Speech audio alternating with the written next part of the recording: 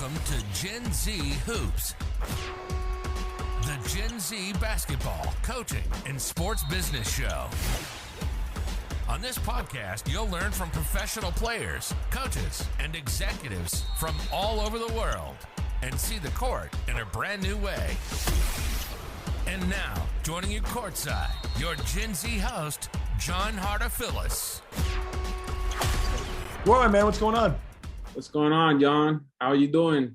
Having a lot of fun. This is going to be a great show. I mean, we had a pre-podcast phone call and it was just awesome, right? Getting to hear your story, but not the whole thing. We saved some surprises for the show. I'll begin to hear a little about you. You obviously took an interest in what I'm doing, which I'm very appreciative of. And this is going to be fun, man. This is exactly this kind of interactions. And you're right, you being so young in the industry, these are the kind of interactions and the connections I love making in the industry because it's just so much more fun this way. And this is stuff that I really enjoy. And you know it, like this is what I kind of live for. So I really appreciate you taking the time, clearing out your Saturday night. This is gonna be a lot of fun, man. Of course, man. And I appreciate you yesterday for taking your time on that phone call that we had. I really enjoyed it. Appreciate you for having me here in your podcast. I'm really excited to, chat it up a little bit.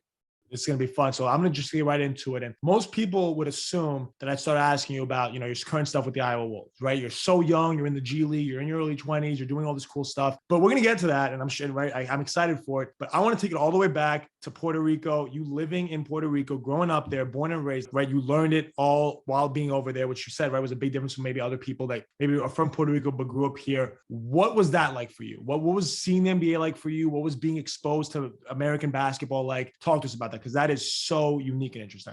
Right. So, John, first, I want to start talking about my roots from, like you mentioned, Puerto Rico, just being a part of another culture and being a part of another culture, not just, in terms of a country, but also basketball culture, since the basketball culture back home, it's a little bit different also. We Puerto Ricans, we are very joyful people, very happy. We're family-wise, we all love to, be with each other. And that's also in terms of basketball. Teams are like family back home. And that's, how I was raised in terms of basketball and the way I perceive basketball. I coach high school back home, my elementary school, middle school, club basketball, you name it. My mentor back home, Wilhelmus Cannon, he was the guy that basically showed me and introduced me to this game, you would say.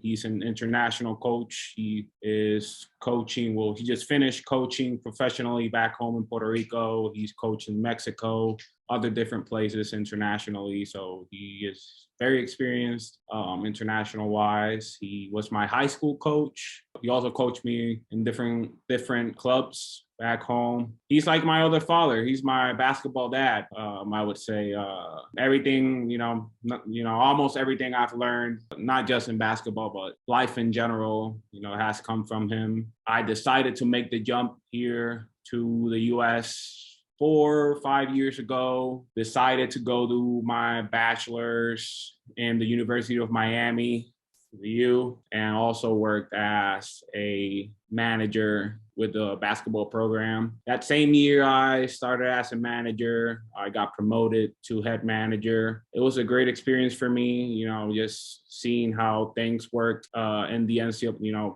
in the top level of the NCAA, ACC, top programs work. It was impactful for me that first year, especially because, coming from Puerto Rico and, then seeing all these resources over here, seeing all these coaches, all these talented players in the NCAA, it was impactful for me. But at the same time, it also helped me to, coming from Puerto Rico, it helped me basically be appreciative and grateful and also take advantage of the opportunity of, being a part of a Division I basketball program because, all the resources that were there in Miami, I didn't have them in Puerto Rico when I used to coach. So, for me, it was a very impactful moment in my life because it just opened my mind. It opened my mind to other opportunities, to other ways of perceiving life. And,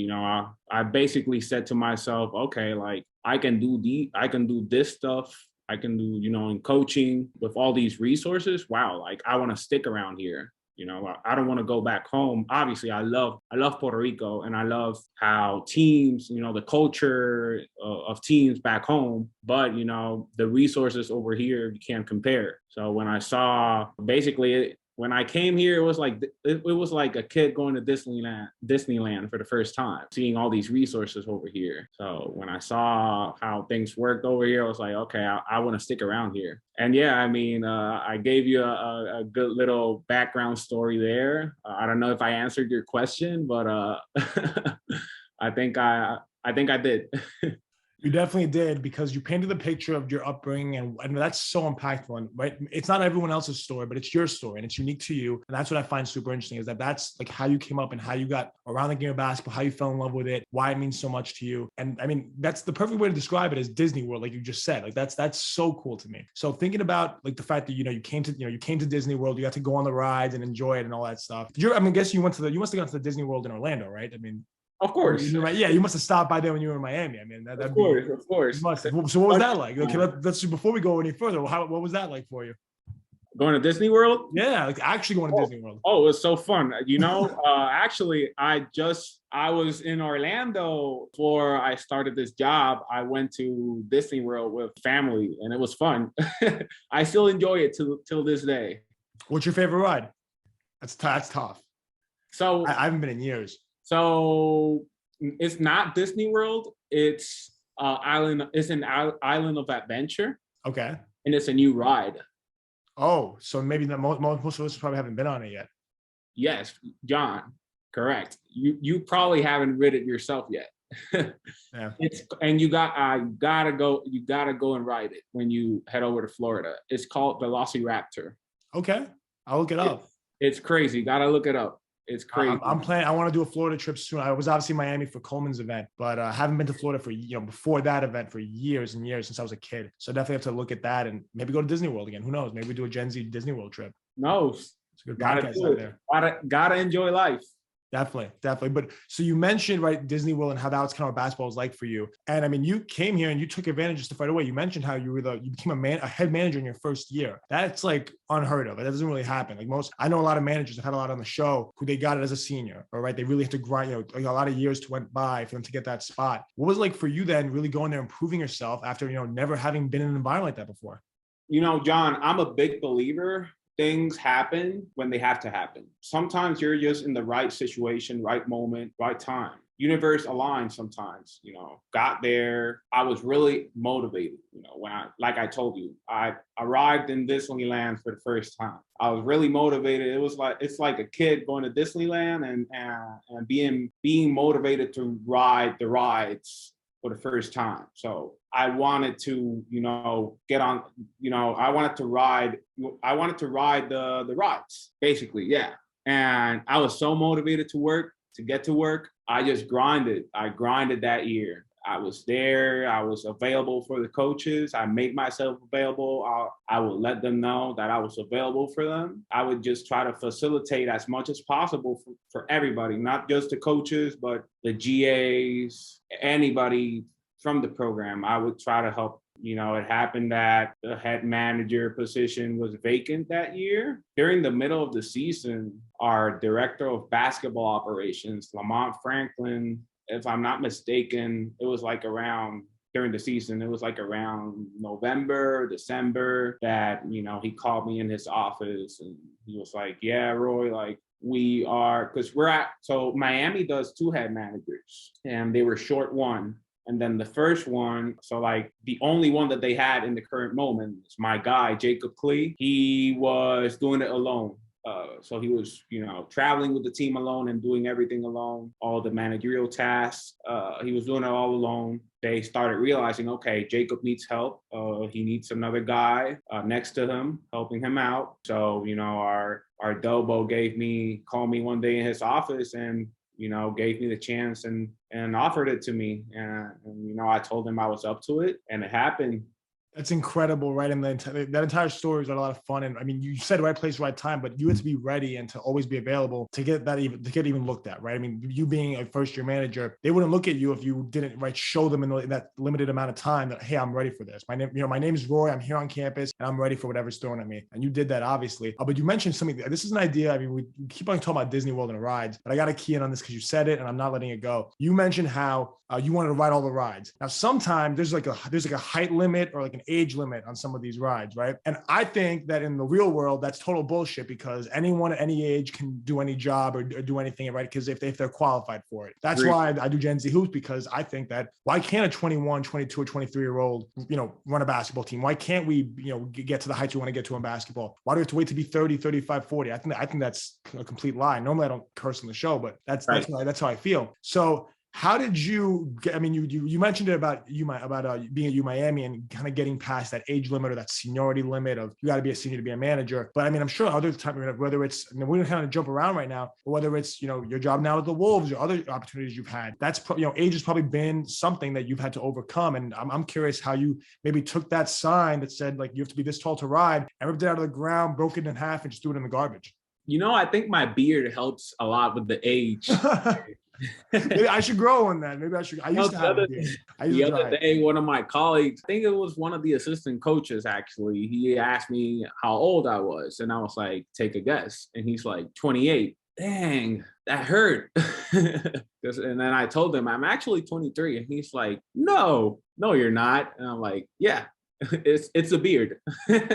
But yeah, John, answering your question, demonstrating to people that you can work and that you're capable of working in this level, showing them that you're mature enough and that you're ready to face whatever it is that the job at hand requires you to do, and just showing I think showing by example and not just telling people that you can be at this level, but just like demonstrating it. Back when I was with Miami, when I was a manager, I wasn't the head manager yet.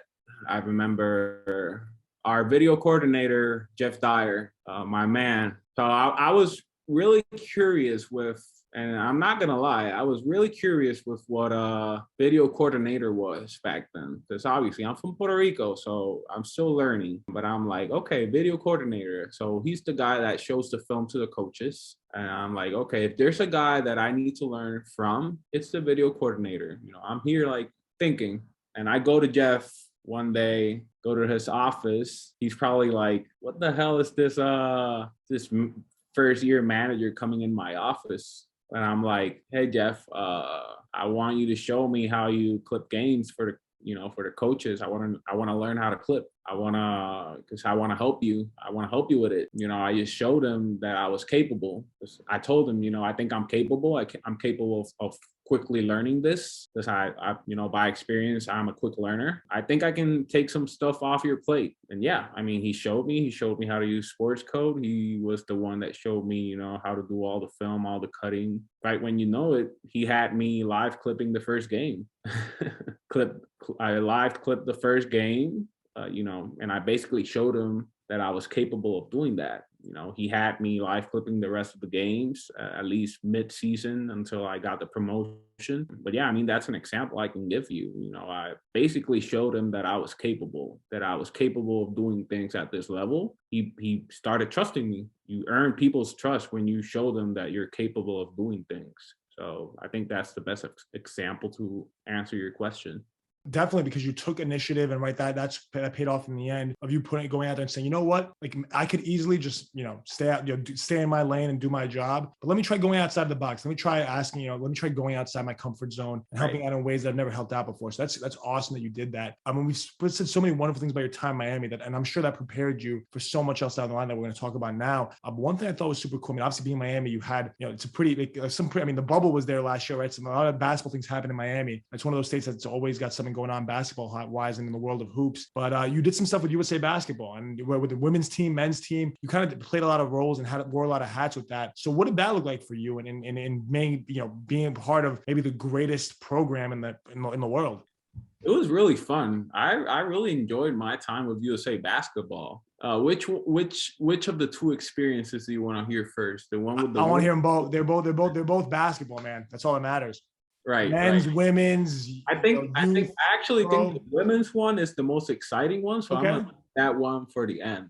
With the men's, I gotta give a shout out to Ellis Dawson, since he's the one that gave me the opportunity to work with them. And he's the man. It was great. I remember Mike Fratello was the head coach when I worked in their training camp. It was a really interesting experience because, I'm a native Puerto Rican. So being a part of another country's federation, basically in their training camp, it was kind of weird at first, but then it's like, okay, but I'm working for basically the best federation in the world, though. Can't complain, nothing about that. And, watching Fratello and the coaching staff, how they, how they work, how USA Basketball works, getting to see all these talented guys. I remember Justin Anderson. I'm going to give you a quick anecdote of that experience with USAB. I remember our first practice of training camp. After training camp, we had this guy, Kyle Fogg. He used to play in China. I'm not sure if he's still playing in China right now, but back then he was playing in China, and USAB called him from the China League to play with USAB in that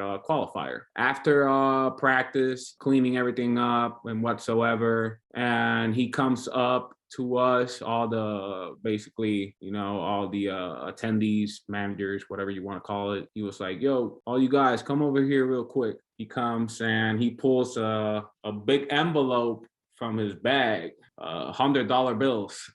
And he's like, one for you, one for you, one for you, one for you. I want to appreciate all of you guys for everything that you do. Back in China, we don't have you guys. People don't realize how important your roles are. So I want to appreciate all of your work and everything you do for, USA Basketball. I always took that with me because, I think it's very important to appreciate everyone that's around you, even the most simplest person that's around you. People are trying to help. People are going through situations, their respective lives. So always be grateful and appreciative of people. That's something that I took away, not just because of obviously, I had a good dinner with the $100 bill. Thank you, Kyle Fogg. But the most rewarding thing was the initiative. That's what I took mostly. Now I can't leave my women's behind. That was a very fun experience. I actually served as a practice player for their training camp. So I got to play in scrimmage against the girls. Skylar Diggins, Breonna Taylor, Diana Taurasi was there, but I think she was injured, so she didn't play in the scrimmage. But she was really cool just being around her. Head coach, Don Staley. The girls were really cool. It was pretty tough playing against them also. They were tough. I remember our Dobo, because the training camp was in our facilities in Miami. And our Dobo was like, to me and one of our GAs, USA Basketball, women's, they're looking for some practice players for training camp. Are you guys willing, be a practice player? And I'm like, yeah, sure. When we start playing, the coaches are like, yeah, we want you guys to run down really hard, on offense and come back. So hard pace or fast pace, basically. And back then I wasn't in shape at all. And then the girls, they were tough. So they basically made me feel not humiliated, but they made me feel a little bit, dang, like I'm out of shape. But it was fun, playing against the girls, and my shout out to USAB women's. They're some really cool girls. Love that experience for you and thinking about that. But one thing I think I see a lot about on Twitter is how the WNBA GOAT debate is so much more interesting than the NBA one. Right? The NBA one's LeBron and Jordan, right? Everyone has their opinions and stuff and it gets all murky. But the WNBA one gets like really, it really is a toss up. Like there's so many people in consideration. You got to play against some of the best players today who on that court, who was the GOAT or who was the best player on that court? Would you have to, if you have to pick one? In that scrimmage? Yeah, because you named like the best players in the WNBA today. So I say my girl Skylar Diggins. Gotcha. She was cooking us. Yeah, she was, and I wasn't defending her, but she did cook my guy Justice Bartley. He's the other GA that was playing. Gotcha. Shout out to JB if he's watching this right now. Well, if he's watching, you also just put him on blast. I'm kidding. This is like national TV. You put him on blast, but definitely funny thinking about that. And I had to ask because that's definitely something really interesting. And not everyone gets to do that. Everyone gets to play against the best players in the world, right, in their respective sport. So that's really, really cool. And the USA basketball stuff. This is kind of brings us to the present day and what you're doing now, right? Talking about the past USA basketball and Miami. Right now, I know that you're also taking some classes at Arizona State. Are you still doing that? You're pursuing your degree while you're still coaching? Like that's pretty cool. Yeah, I'm actually doing a few things. Tell us about it. I'm still doing my master's in Arizona State currently. I'm actually finishing up my last course for this semester, and after I finish this course, I would have 4 more to achieve my master's. My master's will be in sports law. I wanted to do my master's because in sports law, because I wanted, I wanted to learn and have that knowledge in the law side of sports, since I already have knowledge and a bachelor's in sports management. So, I wanted that knowledge in the law side. I took the class, sports law, back in Miami, and I really enjoyed the class. I remember my professor, Professor Sofko. She was a great professor. I learned tons from her in her class. And basically her class was, it was the thing that motivated me to, do a master's in sports law, because I really enjoyed it. I enjoyed, just reading through player contracts, evaluating player contracts and all that stuff. I thought it was pretty cool, and it wouldn't hurt to, know about it. That's something I've been interested in too. And now that I'm deciding what my graduate studies would look like, that stuff is a huge option for me, something I'm looking at too. So we're going to have to talk more about that once we get off the call, because that's something I'm looking at too. And that's obviously an interesting field to get into, and something that's so useful down the line. Cool. So many different ways. There's so many ways to apply that. And I feel like I'm putting the Iowa listeners like in torture by prolonging us talking about your time in Iowa right now. And we're going to, but I have to ask you one more question about something you're still kind of juggling at the same time. Was your stuff with the MLB as a back case worker and consultant? So we like, you're doing so much, whether it's right now, the last few months, that it's kind of like putting this show in a whirlwind, but I love it because that's exactly what I'm all about, is like doing a lot of things at once, always being active, being young and ambitious, because, right, I mean, what else would you do if you weren't being ambitious and young at the same time? What does that opportunity mean for you? Like, what is that? Let me give you a little briefing of the organization that I work for and, what I do with it. So the MLB has this affiliated nonprofit organization called Baseball Assistant Team. They call it BAT. The mission of BAT is to basically, help former minor league baseball players, former MLB baseball players that are going through financial struggles, that have gone through any natural disasters, have any psychological, situations. And, BAT is trying to help. We have a big fund where MLB players donate, different people donate. And we use those funds to basically distribute to all these players that have needs.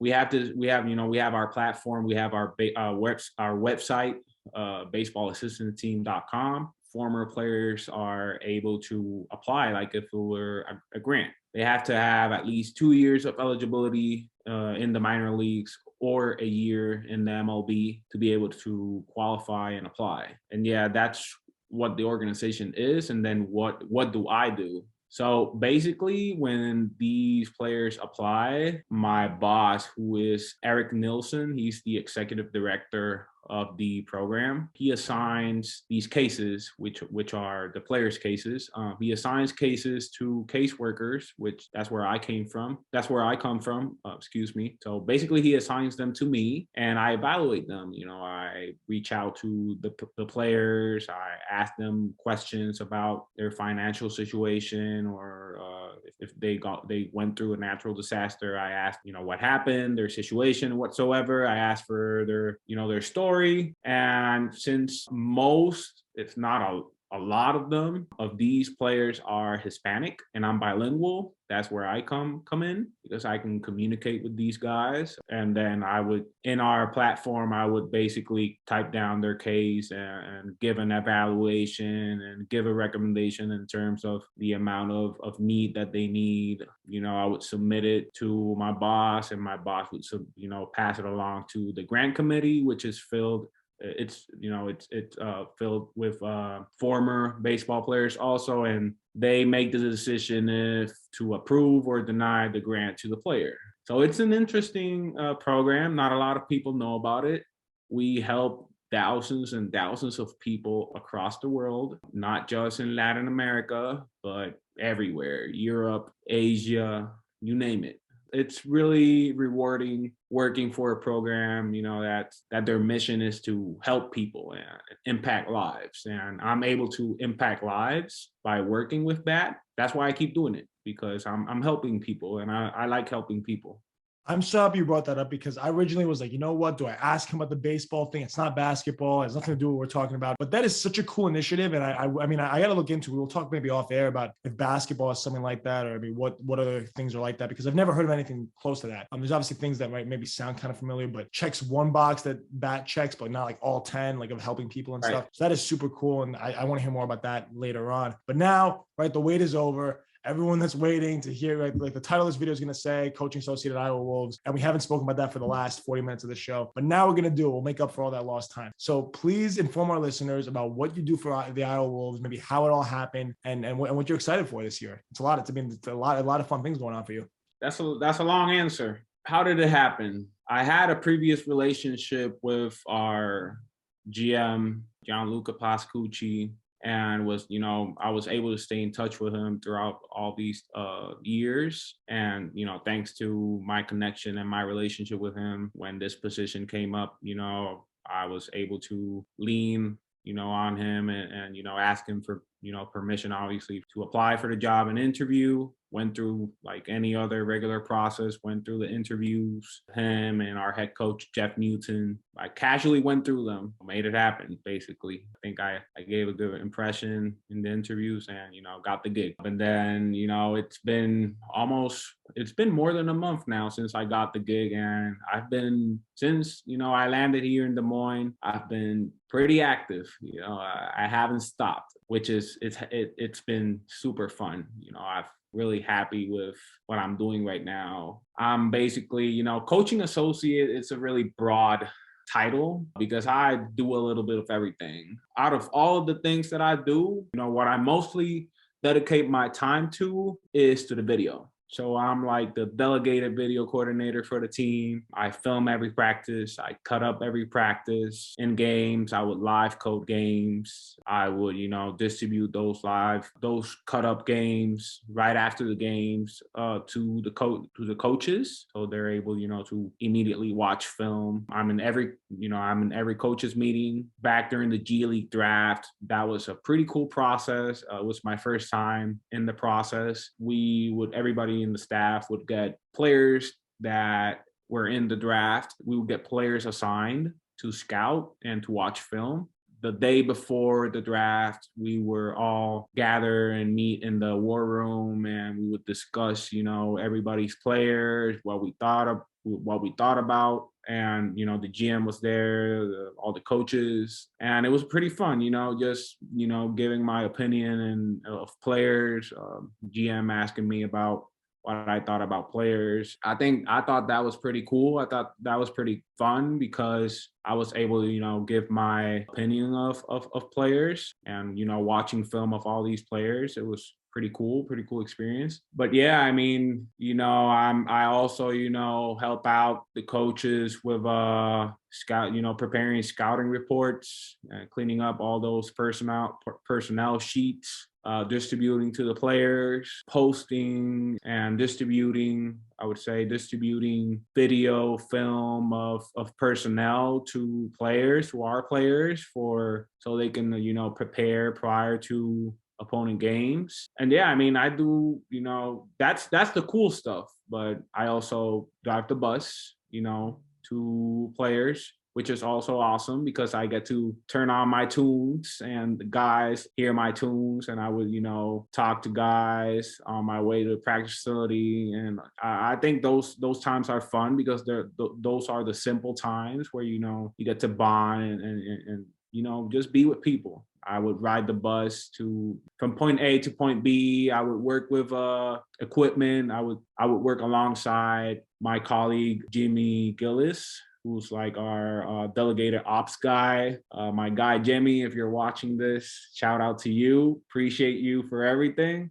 See you tomorrow in the office. I would work alongside Jimmy and with all the equipment, and we would distribute all the gear to the guys. I'd help Jimmy with any coordination of trips and traveling and such. And yeah, man, I mean, it's a little bit of everything. We do a little bit of everything, all hands on deck. Pretty cool because you get to learn a little bit of everything. And I've learned tons past month and a half. I've been, able to learn and grow so much. So, I'm grateful. I'm appreciative. I'm so happy with my position here and what they have me doing here. You've done a lot and you've learned a lot of basketball while wearing that fire jacket you have on right now, right? You're doing a lot in a really short amount of time, going and going. And I loved it because you love what you do. And there's so many cool things that you're doing there. But the one out of all the scout, the reports and all the basketball stuff that you were talking about, what stood out to me was that you were talking about how you get to connect with players when you're driving the bus, right? Stuff like that. Like, I imagine if you're not the youngest, you're one of the youngest coaches for sure. But I imagine like you're right there as one of the youngest people on staff. So you get to connect with some of these players, some of these rookies that are 20, 21, 22 years old in a way that no one else can. So can you please talk about that a little bit and why that's a huge advantage for you in being able to kind of, really talk to them in a way that no one else can?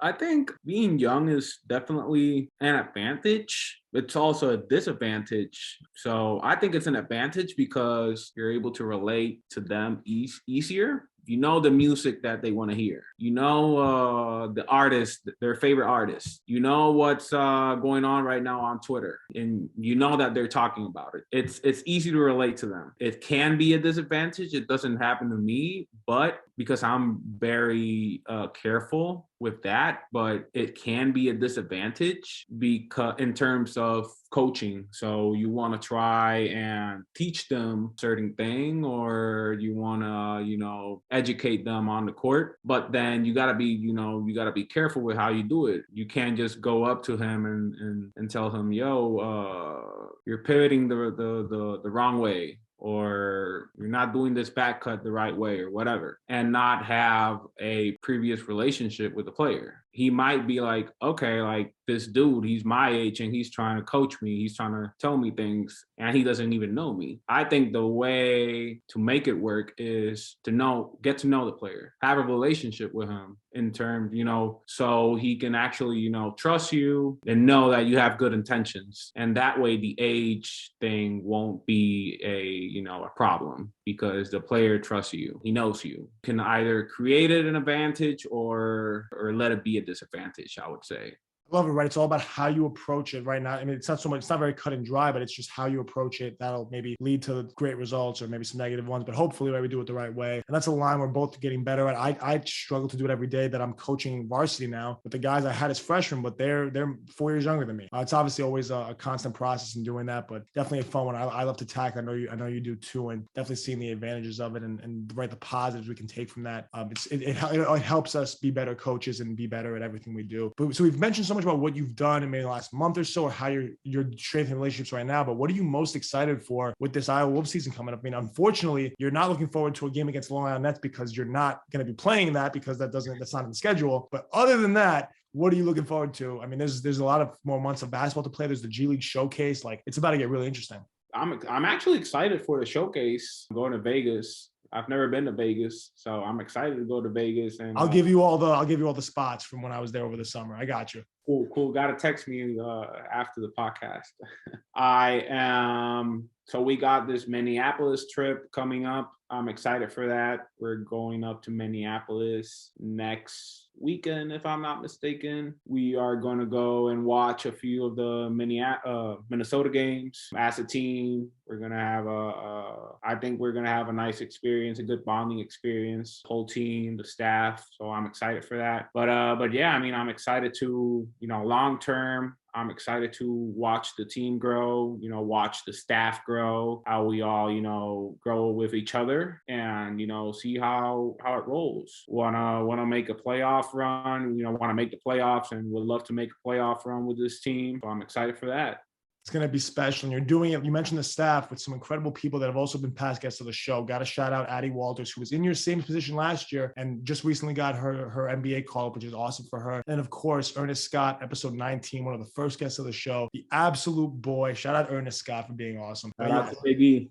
Oh yeah. Okay. Big E. I never called him that, but yeah, definitely Big E. I can't wait I met him in Summer League briefly. I wish I could see him more and hopefully get to see him soon. But so many cool people over there in Iowa and the organization as a whole has been great to me. So many awesome guests to the show. So many young people too. They're giving young people a chance. So automatically they're on my, favorite teams list just for that reason alone. Having people like you, Addie, and I'm sure so many others on staff that are young and up and coming and are going to be making waves, I think sooner rather than later. This isn't like a 10-year thing. This could be happening really soon. Whatever happens with that, I'll be here to, number one, talk to you about it, but also here to cover it or talk about it on Gen Z Hoops. It's gonna be a lot of fun. I mean, Roy, I'm so excited to have had you on the show and to have met you. Really, you were just so gracious in coming on and clearing out your schedule and making it happen. So I can't wait for this to go live and to get some rave reviews about it. Man, you appreciate you, my man. John, man, the pleasure was all mine. I enjoyed this. I appreciate you for having me on. This is always great, just, chatting it up, not about basketball, but, about life in general. And I enjoy little things like this, man. Thank you so much. Thanks for listening to Gen Z Hoops. Make sure to follow, like, and subscribe on Instagram, LinkedIn, and all major social media platforms at Gen Z Hoops. You can tune in and subscribe on Apple Podcasts, Spotify, YouTube, and every other podcast platform on the planet. Get ready for the next episode.